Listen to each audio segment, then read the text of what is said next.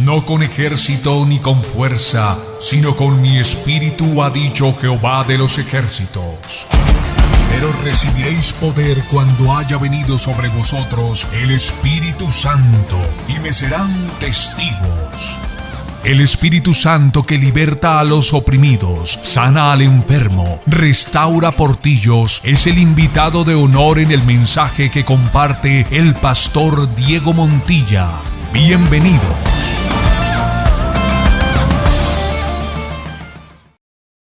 Hechos de los Apóstoles 16:23. Sobrevino de repente un gran terremoto, de tal manera que los cimientos de la cárcel se sacudían y al instante se abrieron todas las puertas y las cadenas de todos se soltaron. Despertando el carcelero, viendo abiertas las puertas de la cárcel, sacó una espada y se iba a matar.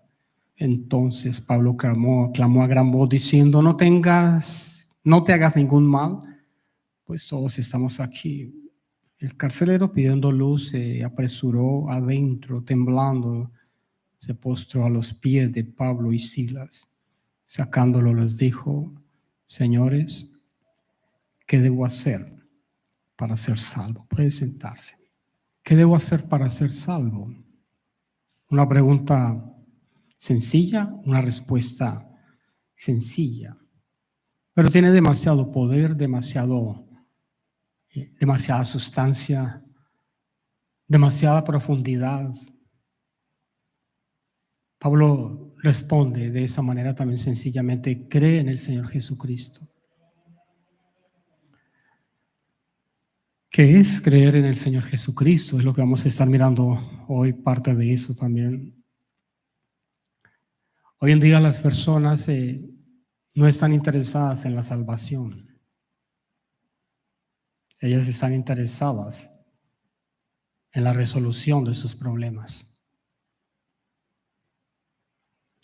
La resolución, las respuestas a sus problemas. Todos preguntan: ¿cómo hago para salir de este momento en el cual me encuentro, esta situación que tengo en el hogar, en la familia, en la crisis financiera? Son las preguntas que las personas se hacen. Otras necesitan liberación en sus vidas internamente. Otras personas que están cautivas internamente, que están luchando por salir de su vida desordenada, de su vida de esclavitud, de pecado, y están cautivos, están presos, encadenados, como quisieron hacer con el apóstol Pablo. El capítulo 16 de Hechos de los Apóstoles es muy hermoso. Nos habla de tres personas, tres figuras. La primera de ellas es Lidia. Después estaremos hablando más adelante en otro mensaje. Lidia, una mujer a la cual Pablo no tuvo que hacer demasiado esfuerzo para que ella creyera en Jesucristo. A veces batallamos nosotros con las personas para que crean en Jesucristo, para que acepten a Jesucristo, para que vengan a las iglesias, para que vengan a escuchar el mensaje. Con Lidia, la Escritura nos dice que el Señor abrió el corazón. Hay corazones que el Señor abre para que acepten el Evangelio, a Jesucristo. Una de ellas fue mi madre. Pasábamos momentos duros, difíciles en el hogar. Más bien, nuestro padre nos hacía pasar esos momentos difíciles. Una de mis tías, cuando le fueron a presentar el Evangelio, ella dijo: yo no necesito eso. Pero sí conozco a alguien que sí le puede servir eso. Y la envió donde mi madre. Dios abrió el corazón de mi madre. El de mi tía quedó cerrado.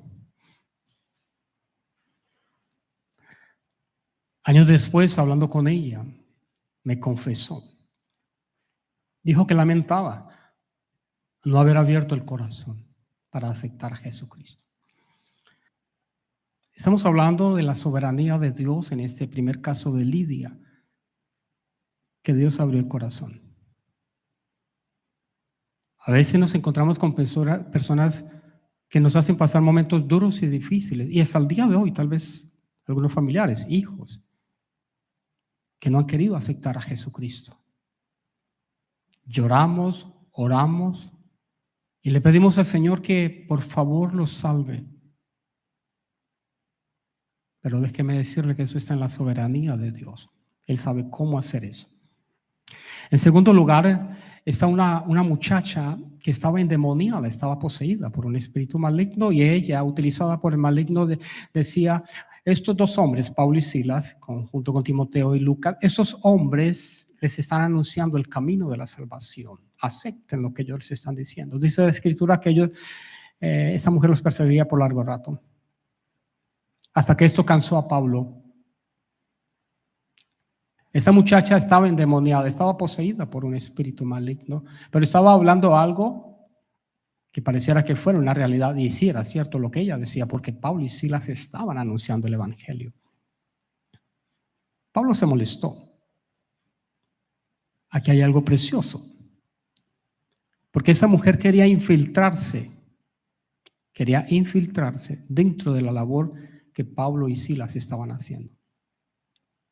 Mezclar el evangelio, mezclar la palabra de Dios. Dios, el Señor, no hace sus vestiduras y las teje con los hilos del maligno. Las vestiduras que el Señor hace no utiliza los hilos del enemigo. Pablo está aquí y se molestó, dijo, ya no más.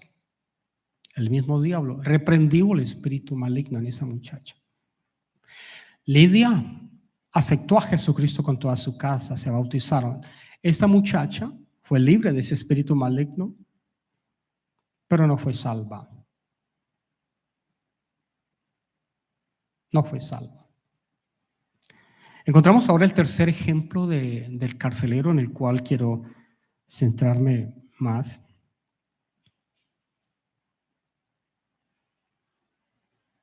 Un día llegará cuando las personas de repente tendrán que enfrentar la realidad de sus hechos.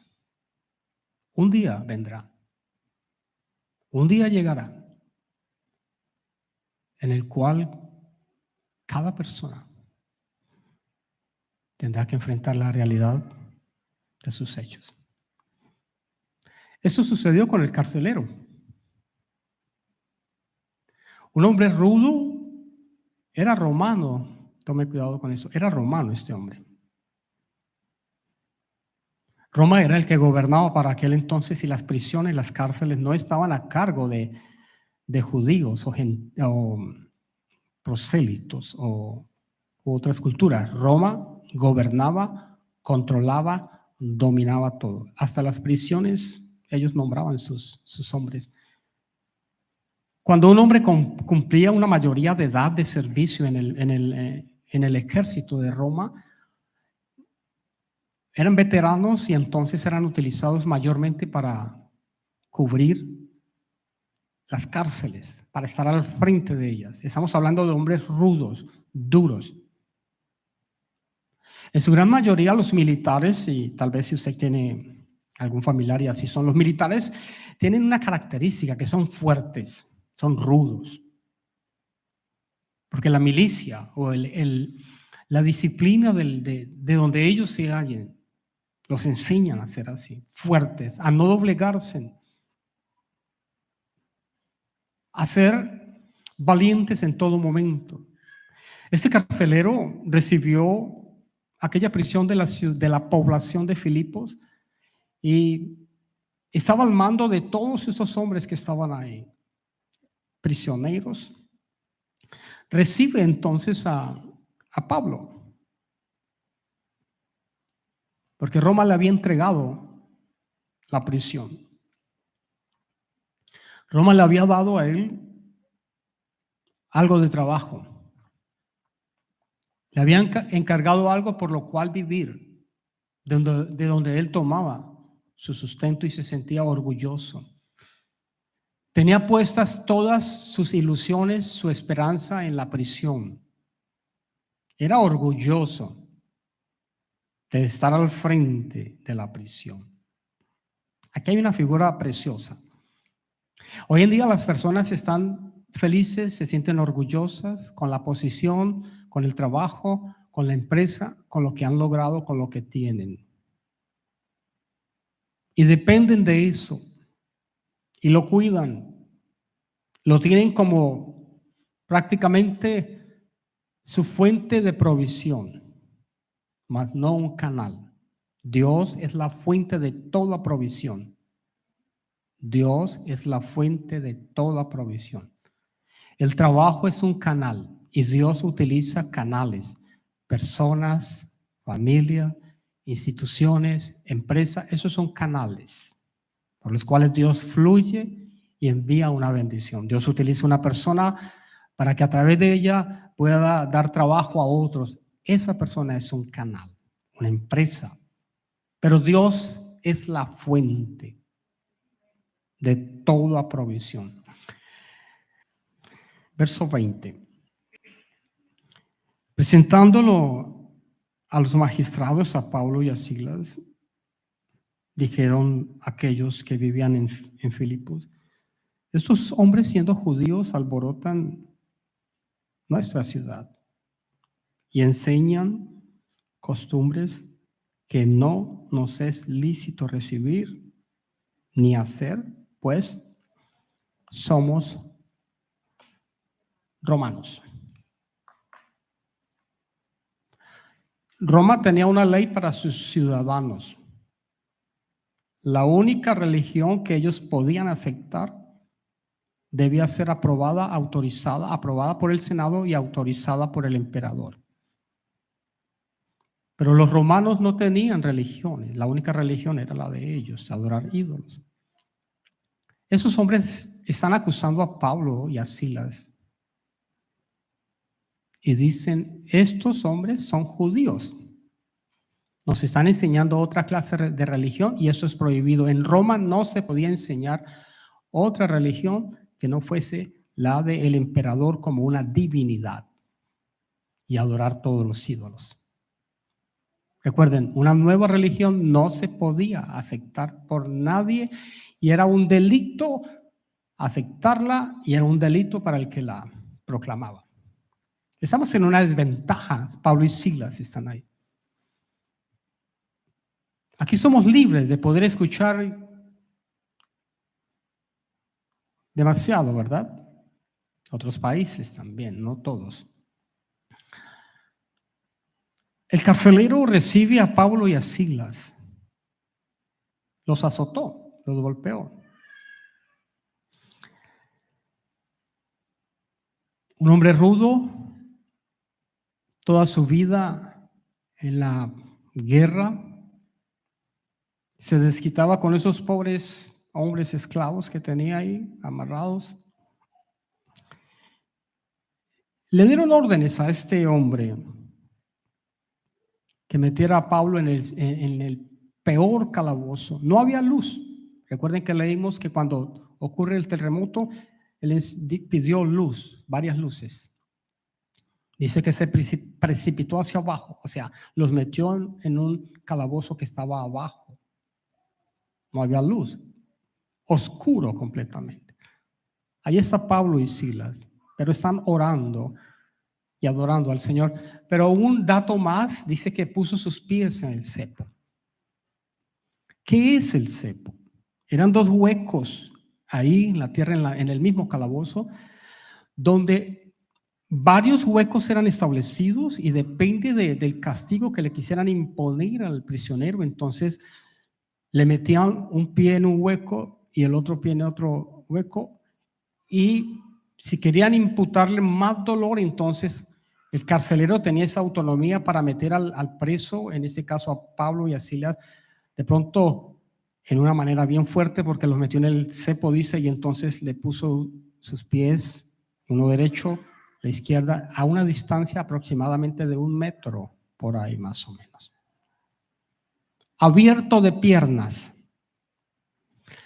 Eso hacía que la persona sintiera calambres, o hace que sientan las personas calambres.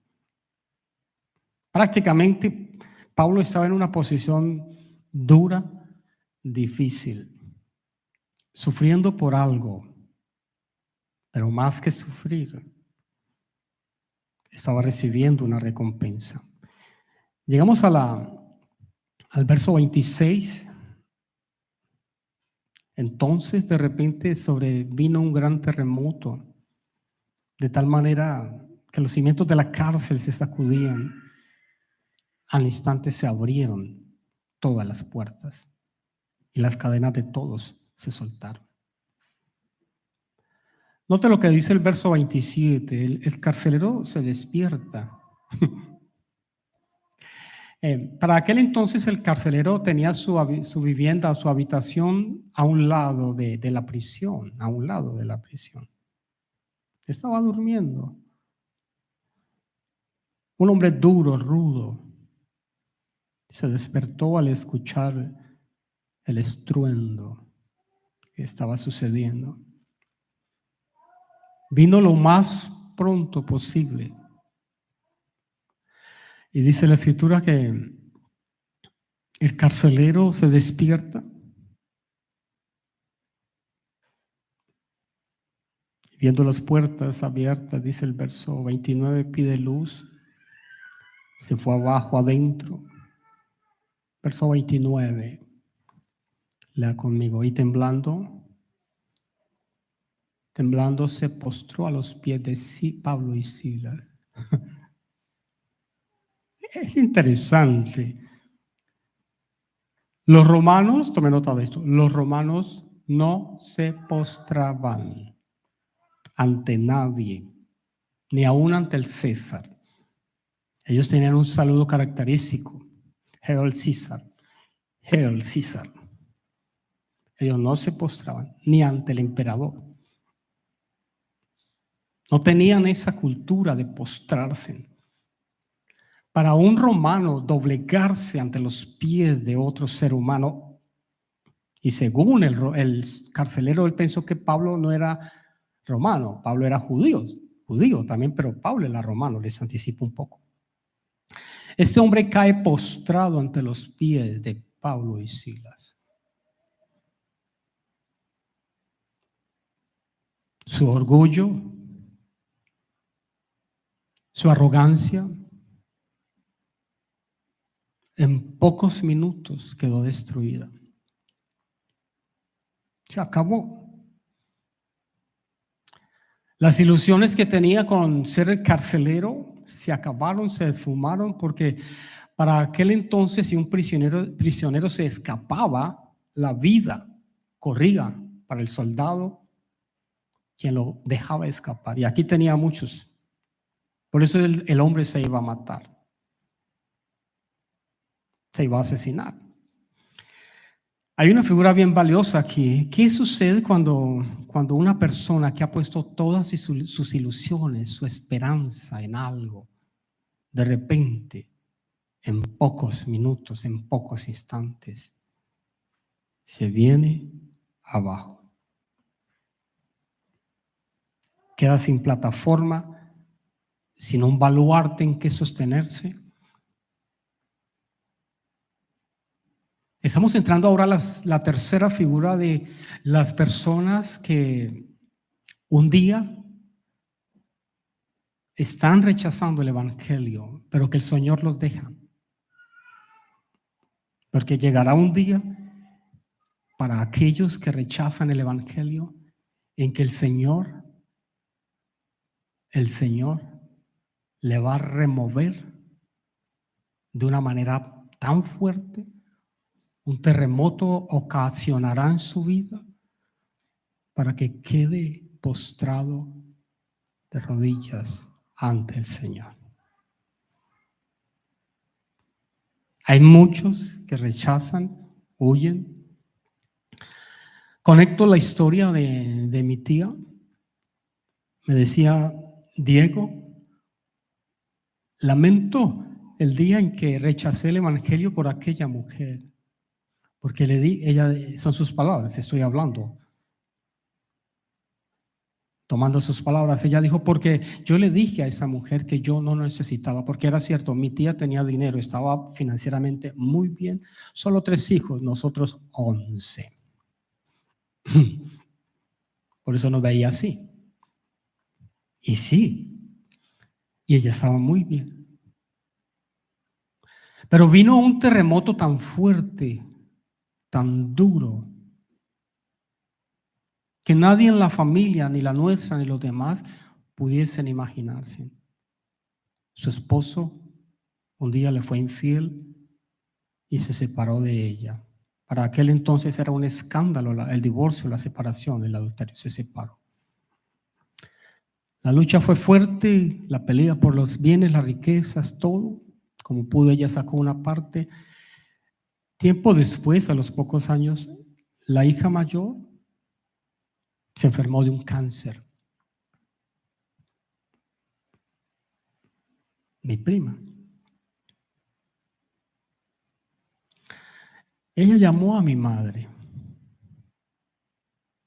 Mi madre le dijo, hay un evangelista muy famoso que está yendo a donde, en la ciudad donde tú vives, muy famoso, Luis Palau, ya está en el cielo. Un hombre precioso en el evangelio. Ella fue allá, se llevó a mi prima, y el Señor allá hizo que cayera como este carcelero, postrado. Mi prima también, y Dios hizo el milagro, la sanó. La historia no termina. A los pocos tiempos después, su hija menor cayó también en otra situación. Ella tuvo que orar, clamar, y Dios la liberó también en otra campaña evangelística. Dios tiene sus formas de traer a aquellos que no toman muy en serio las cosas del Señor. No esperen a que algo tenga que suceder, a que un terremoto le suceda a su vida.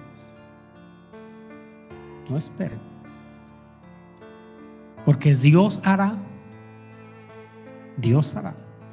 lo que sea por salvar el alma de una persona.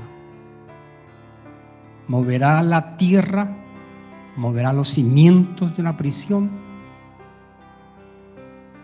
tendrá que sacar lo que tenga que sacar para rescatar esa alma, esa vida